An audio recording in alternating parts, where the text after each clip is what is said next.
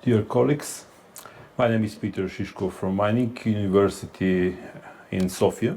I have the pleasure to present at your kind attention our election with my colleague Nadezhda Stoicheva. Engineer Stoicheva is our PhD student.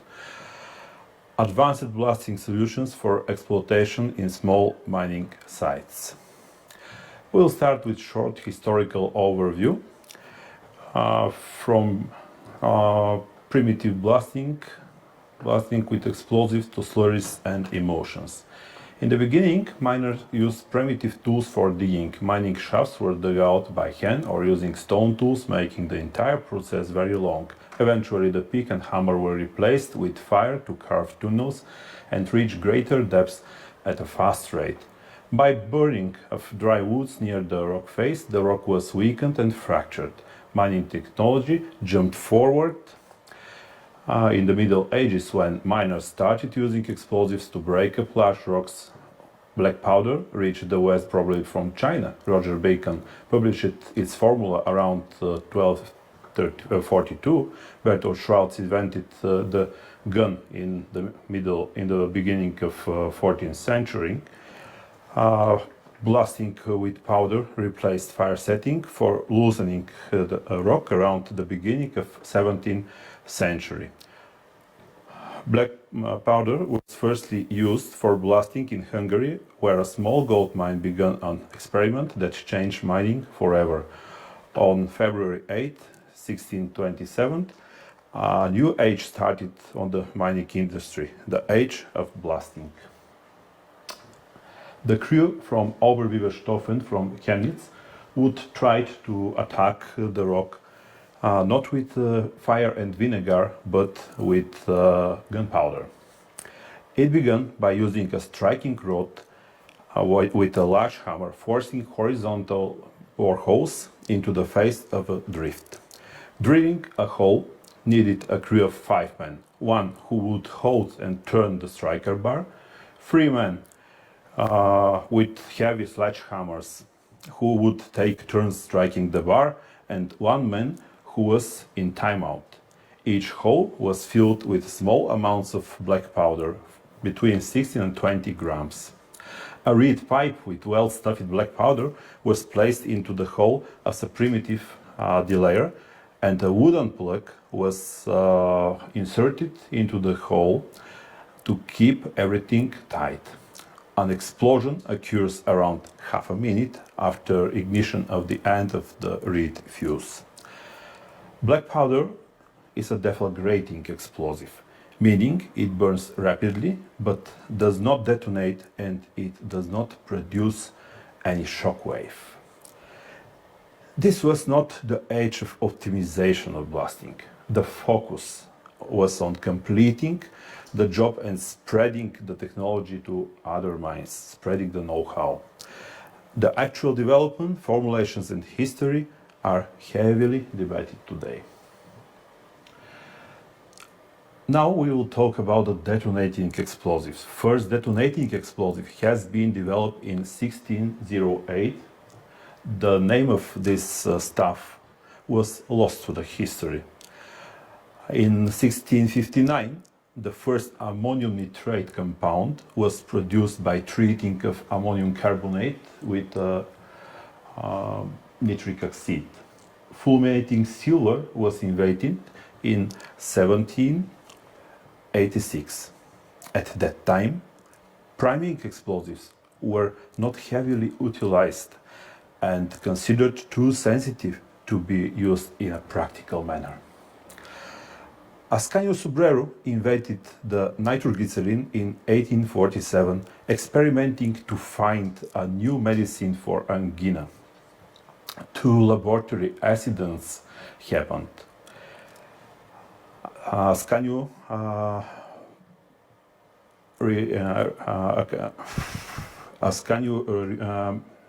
was injured and started to claim the glycerin is like a devil's work. One of Subreru's students did not listen, and instead of warning decided to take nitroglycerin back to his father's construction company and to experiment with for blasting. They put bottles with nitroglycerin in the boreholes and ignite them with black powder. Later, Immanuel Nobel, it's Alfred Nobel's father, built a small factory in 1861 in Sweden. Eventually, Alfred lost his brother and chemist during a large plant explosion. Then he began experimenting with developing a safer version of nitroglycerin. One day, after spilling nitroglycerin on his floor, Alfred used some diatomaceous wort, Kizilgur, to absorb it. He eventually tested this product and found that it was safe and could be fired reliably. The new material was with reduced instability than nitro, but could still be detonated by a blasting gap. Alfred registered the first safe high explosive for commercial use, the dynamite. It's coming from dynamis power. Nobel invented dynamite by accident and patented his mixture in 1867. Later, the formula was upgraded with sugar cane, substituting the Kizilgur and wood pulp. Advantages of the dynamite are it's more powerful than black powder, higher velocity of the composition obtains, it's more effective in breaking rocks, not only move them but broke them apart. The shortcomings of dynamite are that it would freeze and became more unstable. It has a sensibility to heat and mechanical impacts. It exudes toxic nitro fumes that cause headaches. The aging of dynamite is with migration of the nitro esters of nitroglycerin. By the way, the dynamite was one of the greatest inventions for the explosive industry and led to rapid advances in commercial blasting. Over 340,000 tons was manufactured in 1955. Next invention was the Nitro Tulin TNT, invented in 1863. It was used firstly in production of dyes. Explosive properties of Nitro was discovered by a German chemist in 1891. TNT was valued partly because of its insensitivity to shock and friction, with reduced risk of accidental detonation. It was additionally desensitized in amorphous form. To detonate, it must be triggered by a pressure wave from a starter explosive called explosive booster. TNT neither absorbs nor dissolves in water, which allows to be used effectively in moisturized conditions. TNT became the mostly used explosive material after First World War. It was used until the end of 20th century as a sensitizer and fuel in various compositions with ammonium nitrate as also as an individual explosive. The relative effectiveness factor in units of TNT equivalent per kilogram was the main trace of TNT in explosive history. TNT is toxic, pollutant and carcinogenic. After 1990, explosive manufacturers around the world began to remove TNT from the recipes of commercial and military explosives. What are the advantages of Nitro-Tulin? It's enough powerful with higher velocity of detonation. It is water resistant and heavier than the water. Their molecules are really sustainable. The shortcomings are that TNT is poisonous and carcinogenic. It has a low sensibility to commercial detonators. It has a strongly negative oxygen balance, which causes toxic carbon monoxide emissions after blasting. The aging of TNT is with thermal decomposition in open air condition under the sunlight.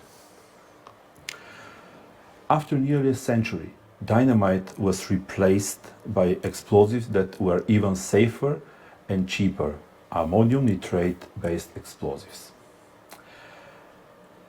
First type was fine-grade and coarse-grade dry blends of ammonium nitrate and TNT, so-called ammonits. They were presented on the market after 1930s. Other types were water gel, or so-called slurry explosives. In the 1950s, Melvin Cook tried to add water to explosive to create a pumpable blasting product. In the same time, miners in Europe and Soviet Union also realized that when using rough dispersion ammonites in wet boreholes, the blasting effect is better than in dry conditions. Manufacturers around the world decided to put water in ammonites and to pack that mixtures. Manufacturers the gelatinized explosive suspensions was developed to solve the water problem with ammonium nitrate products. In the beginning, market was not great. Use increased after development of equipment for drilling of large diameter drill holes. Water gels later transformed, adding in first ammonium nitrate and then substituting TNT with a liquid explosive monomethylene nitrate. In the 1970s, research began to remove the high explosive from water gels and emulsions were made.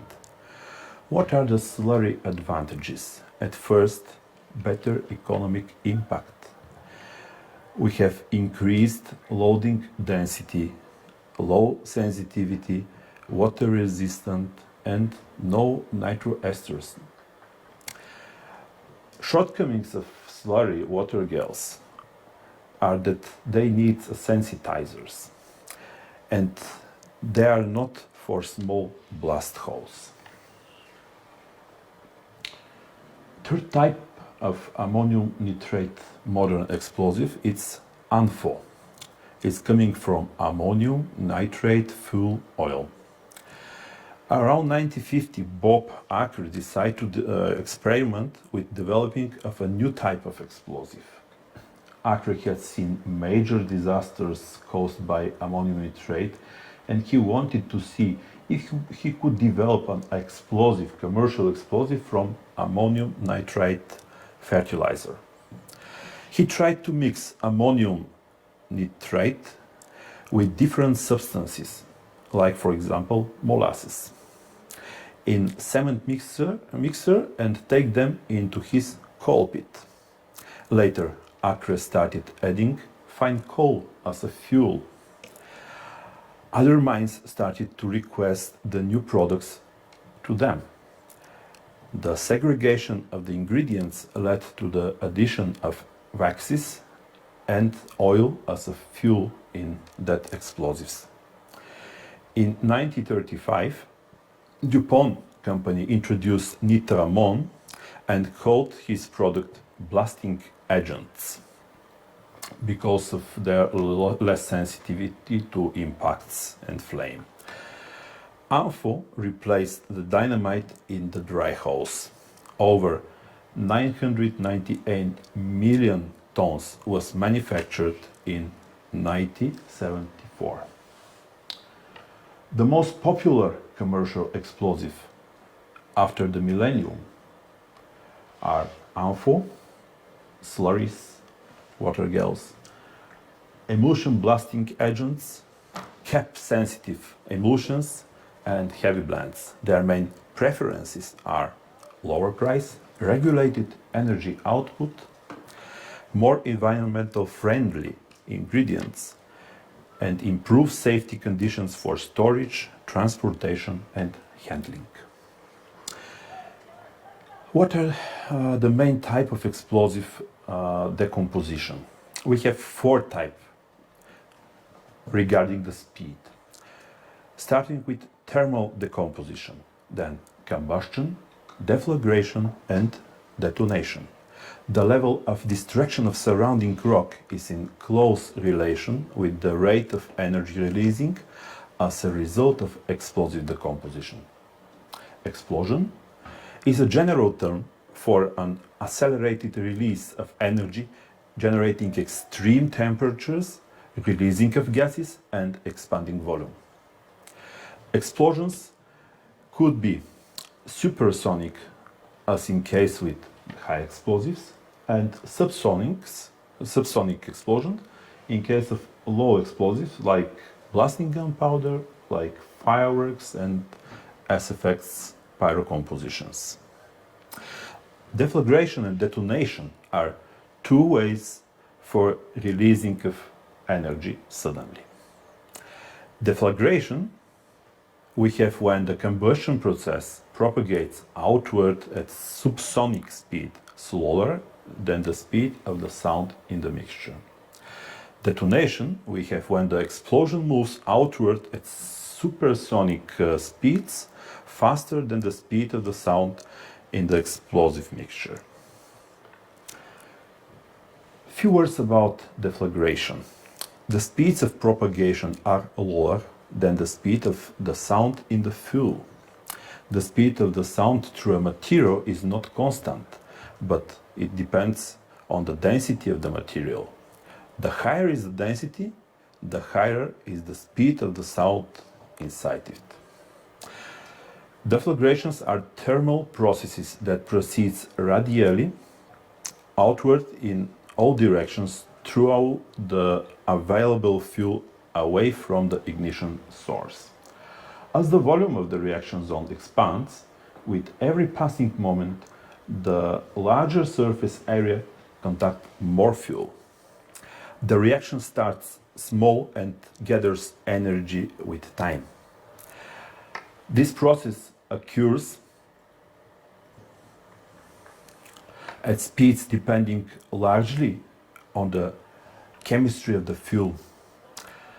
Times of development are on the order of thousandth of a second to a half second or more. Maximal temperatures are on the order of 1000 to 2000 degrees Celsius. The pressures developed by deflagrating explosions are dependent on the fuels involved, their geometry and the strength of the confining vessel.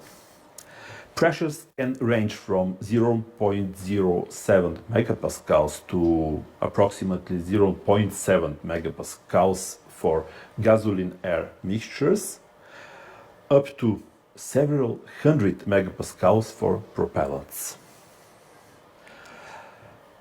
About detonation as a phenomenon. Detonation is a kind of rapid and violent combustion. Detonation involves a supersonic exothermic front accelerating through a medium that eventually drives a shock front propagating directly in front of it.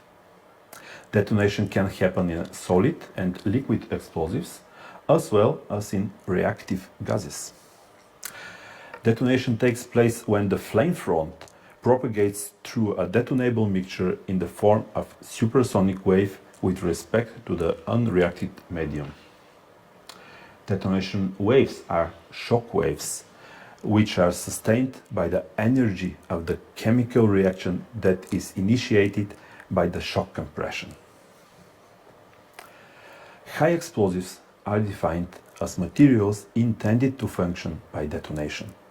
Since most explosives are roughly with same density, a reaction speed of 1000 meters per second is set as the minimum speed that distinguishes detonations from deflagrations. Detonation speeds are on the order of 1000 to 10,000 meters per second. So times of development are on order of millionths parts of a second. Temperatures could be between 3000 and 5000 degrees Celsius, and pressures can be from 70 megapascals to 700 of megapascals. While detonation is still chemically an oxidation reaction, it does not involve a combination with oxygen. It involves only special chemically unstable molecules, which, when energized, instantaneously splits into their free atoms. Then, that atoms recombine into different chemical products, mainly mostly gases, releasing very large amounts of heat. Due to the supersonic reaction speed, a shockwave develops in the explosive that triggers the propagating of reaction. It should be noted that some materials can transit from deflagration to detonation, depending on their geometry, starting temperature, and manner of initiation. For example, we can talk about double base smokeless powders, flash mixtures containing perchlorates, chlorates, some gas mixtures between hydrogen and oxygen, between air and propane, etc., etc. Velocity of detonation is the rate of propagation of detonation in an explosive. It depends on the following four factors: loading density, diameter of charge, degree of confinement, and strength of initiation. The conditions for detonations are initiation energy, or that initiating impulse, usually in form of heat or shock. Second condition is oxygen existence. Most of high explosives has oxygen inside their molecules. Confinement, heat and pressure are needed to boost reaction kinetics and make fuel burn with a reaction front faster than sound. What are the measurement methods for velocity of detonations?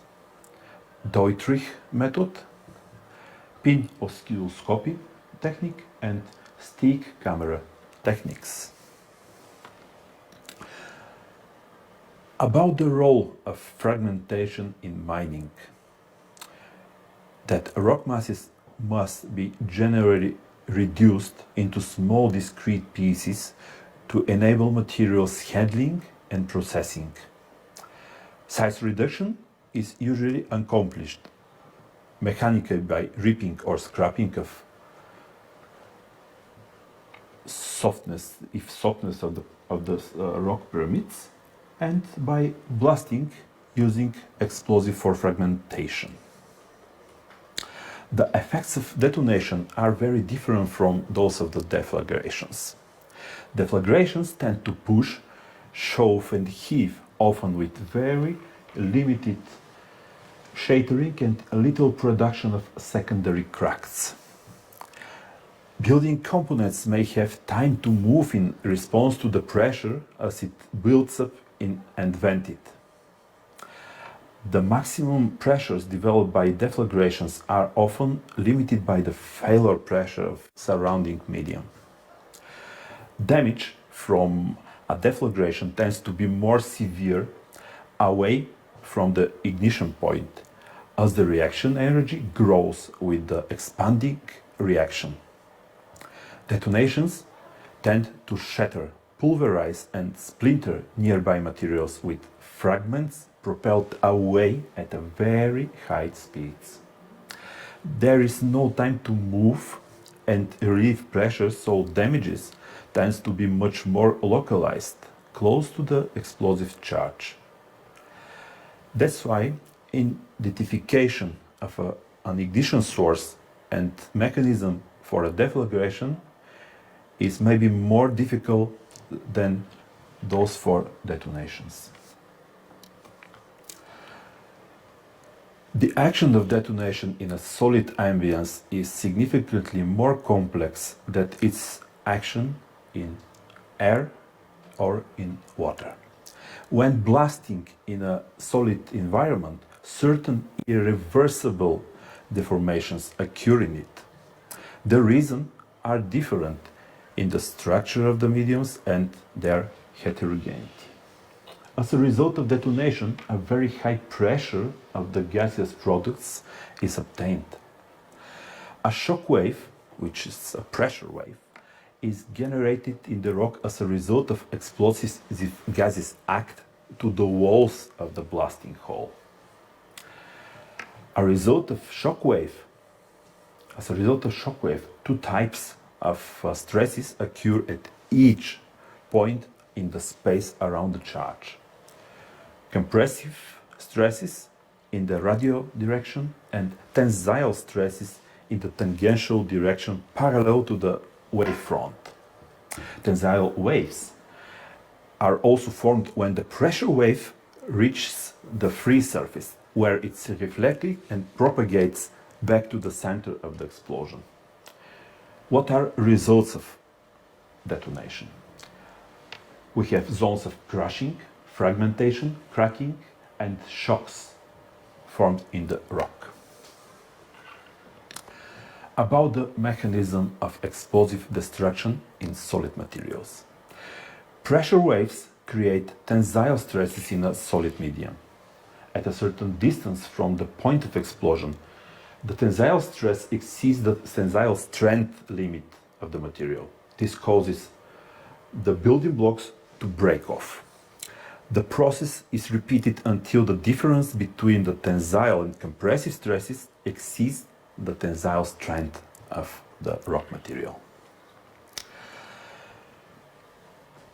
Important question about optimum fragmentation: to increase the explosive energy in blasting or to raise expenses for mechanical size reduction. An increase in drilling and blasting energy can enlarge the efficiency of total energy in the whole size reduction system. The specific surface created by blasting linearly increases with rising of specific energy consumption. To attain optimum fragmentation, it's one of the most important measures to increase the specific charge in blasting. Techniques for improvement of fragmentation when specific charge is constant. We have using of proper stemming, choosing correct primer position in the column charge, using sometimes double primer position, making better blast design, trying stress superposition by means of electronic detonators. All these techniques can only change the stress and energy distribution and reduce energy loss in detonation, so that more energy is used to break rock instead of wastage in other forms. Another way to improve fragmentation is to enlarge explosive energy by increasing the specific charge. In normal production blasting, which has a specific charge about 1 kilogram per cubic meter, the fragments on the surface of the mud pile are much larger than those on the surface of the mud pile from open cut mining, which has a specific charge of around 3 kilograms per cubic meter. The ore fragments from open cut will consume much less energy in their crushing and grinding than the ones from normal production blasting. So, if open cut blasting is mostly successful in mines, it should be practicable to use a much higher specific charge, such as 3 kg per cubic meter, in mining production blasting. When the cost of drilling and blasting increased by a certain amount, the energy and cost in crushing and grinding may be largely reduced. When a very high specific charge is employed, we have to make each blast successful. A successful blast has to meet two basic conditions. First, the explosive in each blast hole should be completely detonated. Second is detonator position, charge length, initiation plan, quantity of detonators in each borehole, delay time, and so on should be correct regardless of the type of the detonators. But just successful blast is not an optimum blast yet. The optimum blast should consider stress wave superposition and energy efficiency. Our third part of the presentation is about chemistry and content of explosive of 21st century. We have three types of explosives. Low explosives, where progress of the reaction front through the explosive mixtures is slower than the speed of the sound, like in black powder and propellants. High explosives, where reaction front is faster than speed of the sound in the mixture, like TNT, dynamite, pentolite, etc. And third type of explosive, modern explosive, are blasting agents. They are made by combination of chemicals that are by themselves not explosives. When initiated properly, blasting agents can act as high explosives. Blasting agents are offering us significant advantages in transportation, storage and handling, as well may provide for storage of non-explosives. Most common example for blasting engine is ANFO. In 30s, last century, miners put it in cans and used as a cheap substitution of dynamite in dry boreholes. Later, 10 years later, ANFO was rediscovered as a bulk explosives. What are the formulation of the explosives at all? They are a combination of fuel and oxidizer. Fuel is prone to fast reaction under usually produce a large number of fumes and high energy yield. Oxidizer provides oxygen for fuel to burn without kinetic limitations at atmospheric exchange. The composition can react in anaerobic conditions or underwater. About ANFO explosives. Explosive type ANFO are based on ammonium nitrate, fuel oil and some additives. For open air blasting and underground blasting works in the mines and quarries where no methane gas, coal dust or water are presented. This blasting agent could be initiated by TNT booster with minimal charge of 400 grams TNT or another material with equivalent power, attached with any kind of commercial detonator or detonating cord. ANFO is explosive type B. It has to be stored in dry indoor stores by temperatures from -35 to +35 degrees Celsius up to 3 months from the date of manufacturing. ANFO is not waterproof, even water resistant. ANFO can deflagrate in a significant amount if a significant amount of water has damaged the charge. It could fail to detonate if water has damaged enough explosive in the hull. If the ANFO shoots in low order, it shoots inefficiently and produces excess of noxious gases, orange fumes.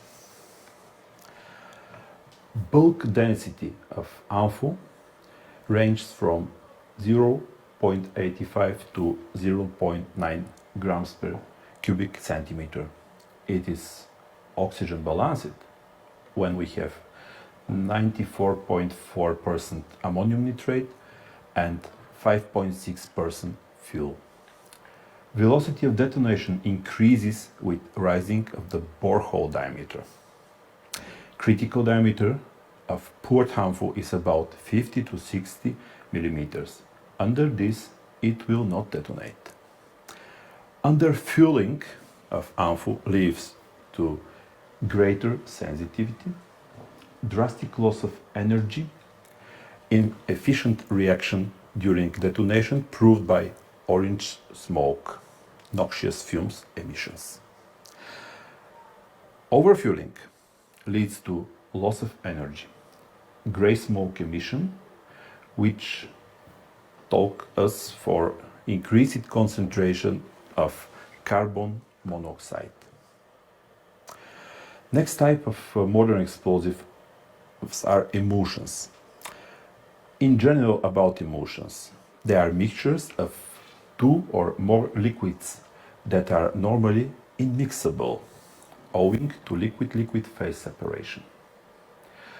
In an emulsion, one liquid, the dispersed phase, is dispersed in other liquid, the continuous phase. Emulsions contain both a dispersed and continuous phase with the boundary between the phases called interface. All in water emulsions we have when the dispersed phase is an organic material and the continuous phase is water or aqueous solution. Water in oil emulsions we have when dispersed phase is water or an aqueous solution and the continuous phase is an organic liquid, for example, oil. Multiple emulsions are also possible, including water in water emulsion and an oil in oil emulsion. The diameters of the droplets constituting the dispersed phase usually range from approximately 10 nanometers to 100 micrometers.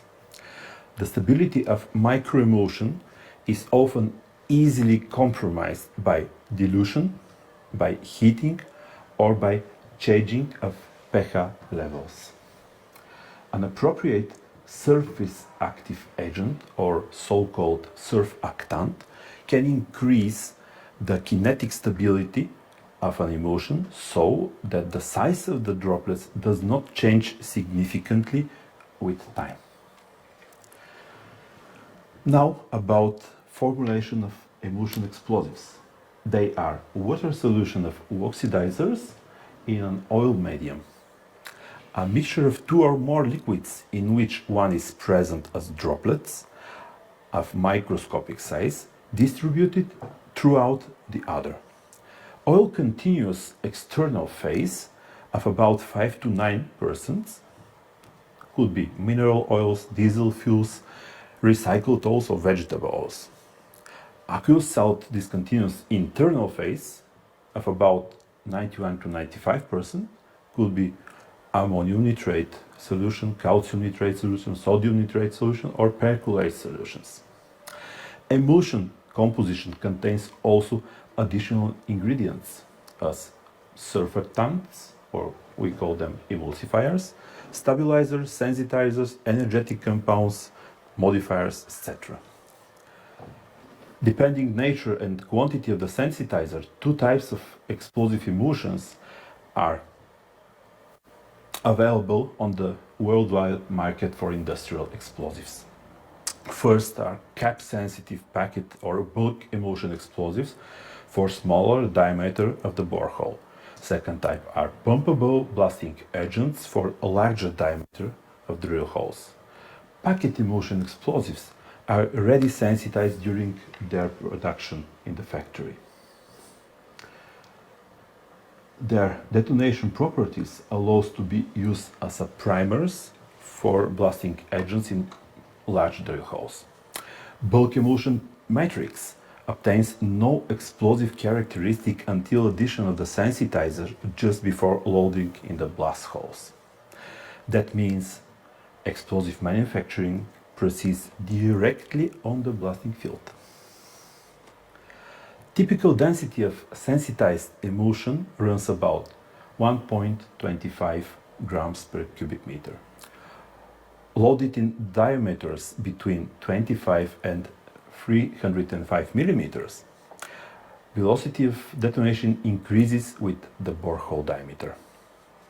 Sensitivity and density can vary with the addition of microballoons or chemical gasification.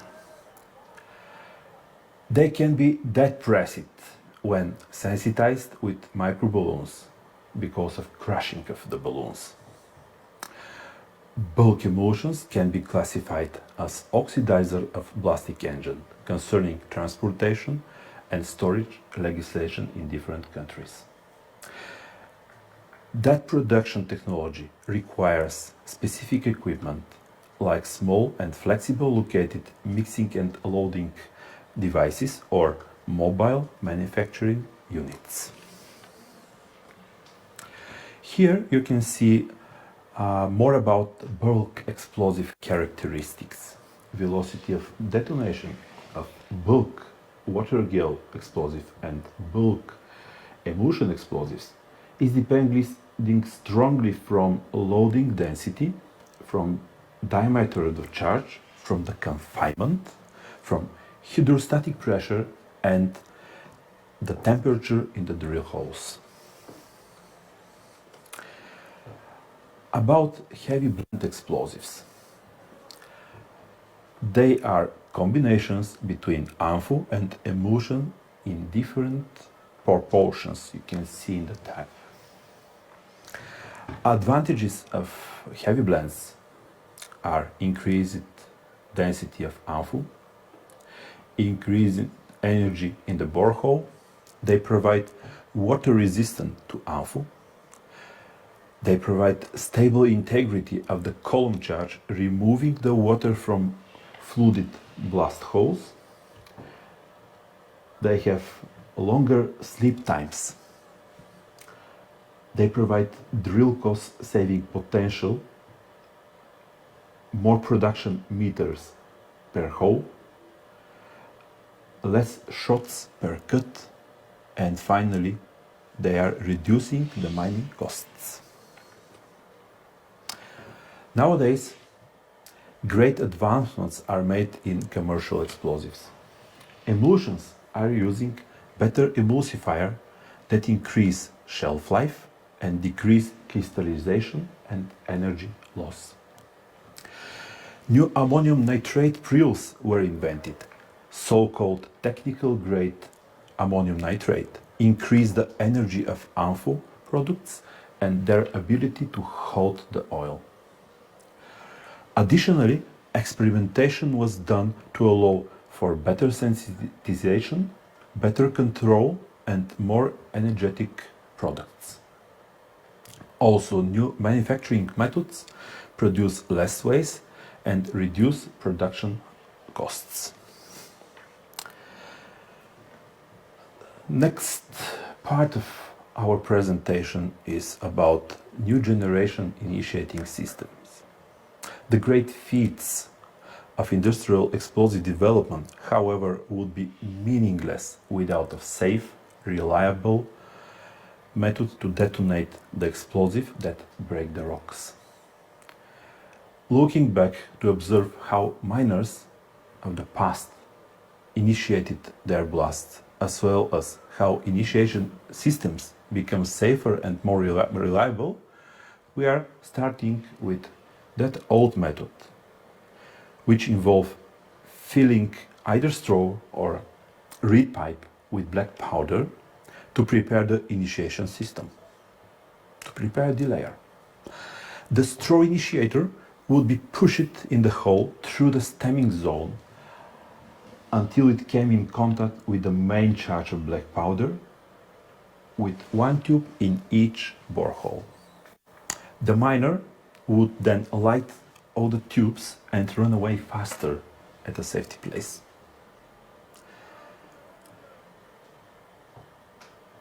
William Bickford invented the safety fuse in 1831. It gave blasters more flexibility in timing the blast. It gave really safe work, safer than in the past. Miners would tie strands together and light multiple groups of fuse at a time. A drastic reduction of misfires and blaster injuries and fatalities occurs.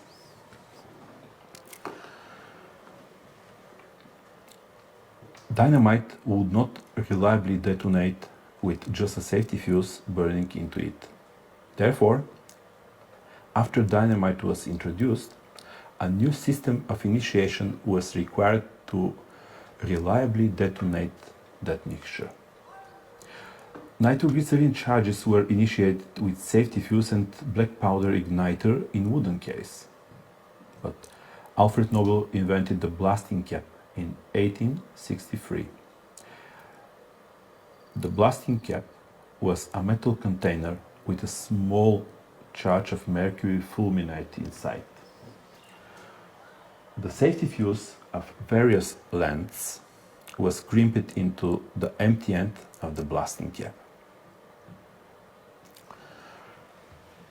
Later, Benjamin Franklin invented the electric igniter in 1750.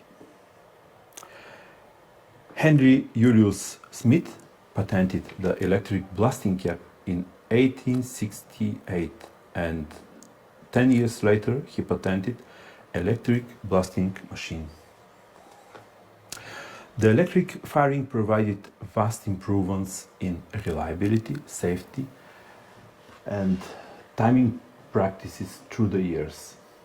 It was the dominant form of initiation around the world until 1970s.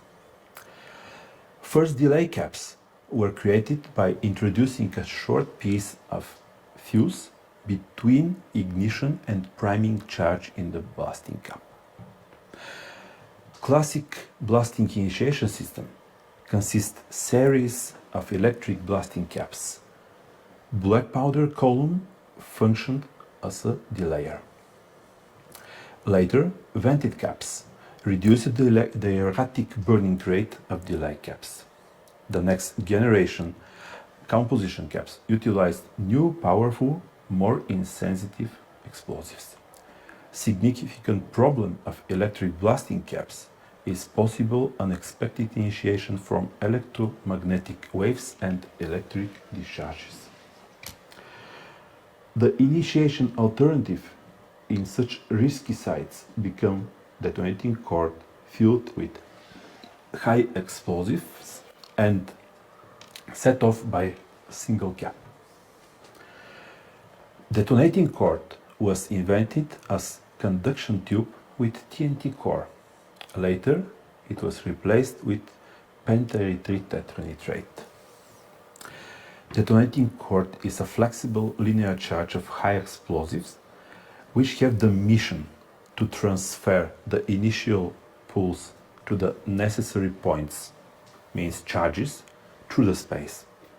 Detonating cord could provide to the charges priming pulse stronger than that from blasting cap.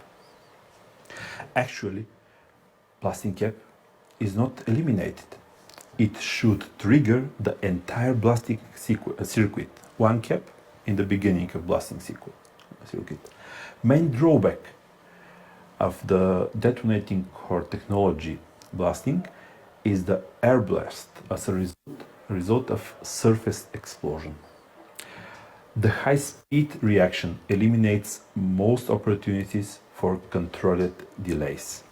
So, mining industry and blasting engineers asked for new alternative which can provide safety handling, more precise delays, better sustainability to electricity, and other influences. In 1960s, Per Anders Persson and his group began looking into a new method of initiation, the non-electric system. It was inherently different than other systems, utilizing hollow tubes that were filled with small amount of oxygen and aluminium. They are popular as shock tubes. This method would allow a small dust explosion to travel through the tube and ignite the delay elements of non-electric blasting caps. This system is the most widely used in the world today and is typically called nonel system. Non-electric delay caps are introduced in 1976. They improved timing and sound levels. Opportunity to import delay elements, so-called surface connectors, into circuit allows unlimited design solutions for sequential activation. The principle of the energy transfer is similar to the detonating cord, but act is slower and with improved safety. Actually, detonation travels along the tube with a speed of 2,100 meters per second and no outside effects. The shock tube is not damaged after detonation. Limited explosive charge reduces noise and eliminates the air blast. Blasting field could be initiated with a single cap or special priming tool. Electronic blasting caps, which utilize a computer chip and typically a capacitor system to fire, was presented in 1980s. The communication between a computer and the cap allows to ensure the wire is not damaged and to pre-program delay times. Reducing the cap scatter associated with pyrotechnic delays and increasing the flexibility of the blast timing is one of the main goals.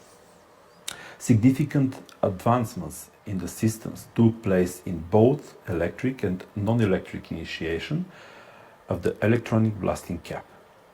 Electronic blasting systems are employed around the world today. What are the goals of electronic blasting technology?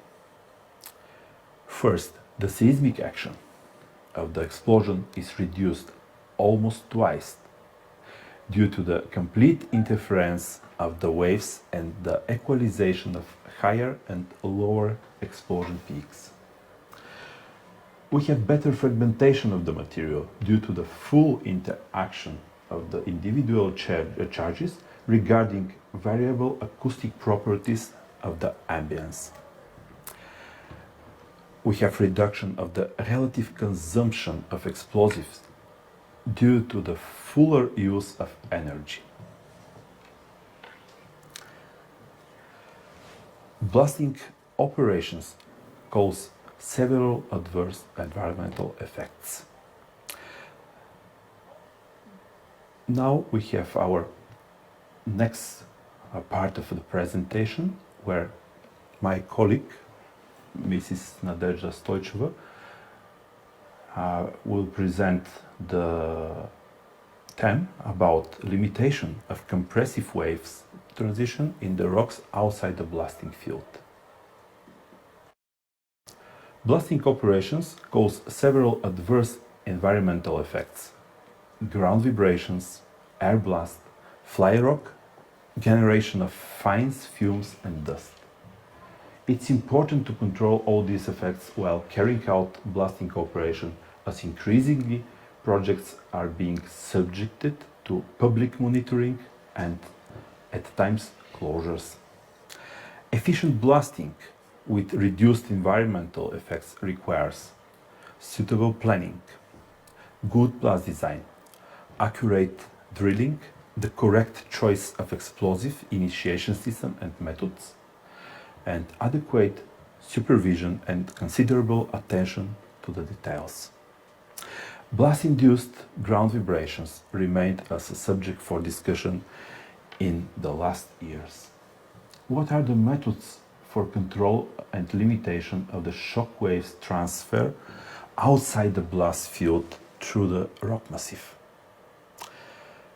Precise timing of the sequence for initiation of the charges, taking into account the rates for propagation of the sound waves in different rocks in current blasting area. application of multi-deck charges with inert stemming and in-hole delays, usage of press-split blasting to separate the blast field from main massive with a discontinuing crack before initiation of the main production blast hose, and application of buffer hose with reduced charges between production hose and press-split hose. Ornamental stone quarries in the developed countries are using high explosives mainly to remove overburden. For the fine work of displacement, the primary lamella and splitting operation for its cutting into commercial size blocks, they rely mainly on combined methods and partly on low-speed explosive charges. Thus, the losses from the cracked outer layer of the rock materials with first-class decorative characteristics are drastically reduced. The desired splitting with high-speed explosives is achieved through the optimal balance of the distance between the holes and the power of the explosive.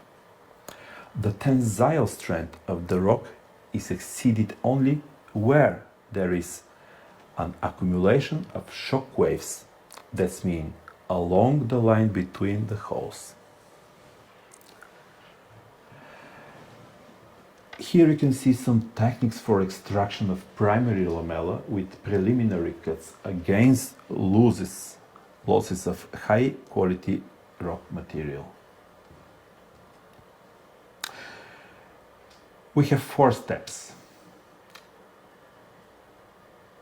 When we have two free faces, then we make a preparation of connected crossed drill holes. We put diamond wire through the connected drill holes and cut the new planes, new free faces. After that, we are drilling a vertical and horizontal blast holes in other 2 planes. Depending on the rock type and the volume, blast holes could be loaded with low explosives, decoupled garland charges of high explosives, or just with threads of detonating cord. This is for split blasting. The application of combined methods, which include pre-contouring with mechanical cuts of the volume of the waste rock intended for explosive crushing and removal, is a successful way to protect the deposit from cracking during the blasting. The most effective method for limiting the propagation of a pressure wave in the massif is to break the rock medium by creating a shielding surface for wave reflection. The ways for intersection of the rock are mechanical cutting with diamond wire cutters, cutting with chainsaw cutters, cutting with a series with overlapping perforations, and cautious press-split blasting.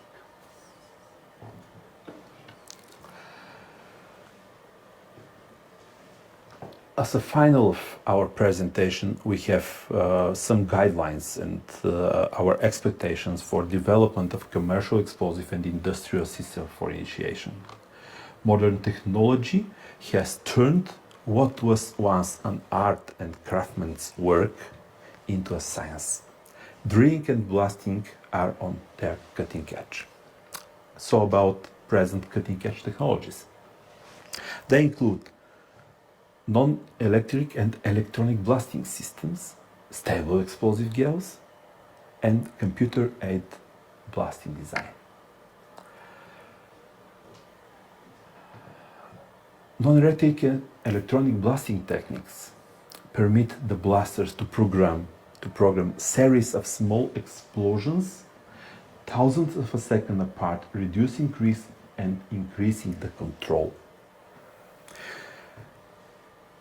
Stable explosive gels, also known as bulk explosives, package it in sausage casing or pump it into borehole explosives. They provide the blaster with powerful precision tools. Computer-aided blast design and test blast practices have replaced the trial and error method, providing a controlled environment. Any blast design is addicted to the data. For the most reliable data, the designers depend on a few high-tech tools. What are high-tech tools for our blast design? Bore track system and laser profiling. Talking about bore track system, a driller may have an idea what the borehole looks like beneath his feet, but his senses alone, he can't be absolutely sure. Laser profiling, we have some rock faces that are not easy to read for blaster sight, and the blaster could not easily decide where to drill and how to load explosives. So laser profiling helping for this.